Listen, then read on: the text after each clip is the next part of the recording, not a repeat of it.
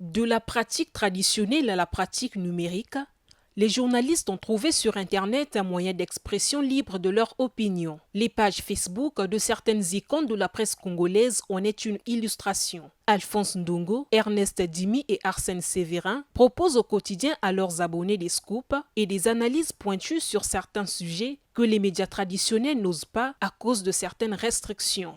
Le journalisme du numérique nous offre la possibilité aujourd'hui, je paie dans un grand média, on refuse mon information parce que la rédaction trouve que soit ça va contre leurs intérêts, mais moi, je peux venir la traiter, n'est-ce pas, sur ma page. Et c'est ce que font aujourd'hui tous les journalistes. Les gens de la société qui nous font confiance, qui pensent que nous, on peut publier, on peut aller plus loin, en sortant du cadre, je le répète, en sortant du cadre de la ligne éditoriale des médias.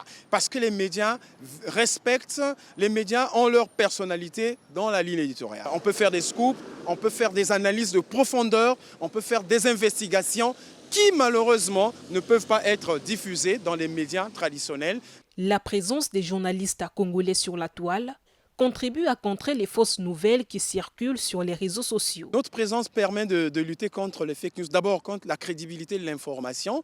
Vous avez un nom, vous savez faire cela, donc les consommateurs de l'information vont vers vous. Même quand il y a des scoops publiés par des consommateurs ou par des citoyens libres, après on recherche. Nous avons des appels comme ça, on nous demande, mais il y a telle information, qu'est-ce que vous en dites? On attend votre poste sur telle information pour crédibiliser donc. Je prends le cas le plus récent, la saison d'Océan du Nord.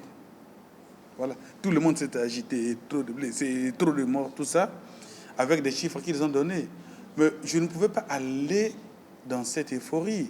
Je me suis rapproché de la direction de l'hôpital de Yo qui a reçu les gens, de l'hôpital général de CH de Brazzaville qui a reçu les gens, de l'hôpital militaire qui a reçu les gens, et des autorités de Ngo, de Gomboma et de Oyo qui étaient sur le terrain, qui ont constaté les cas de décès.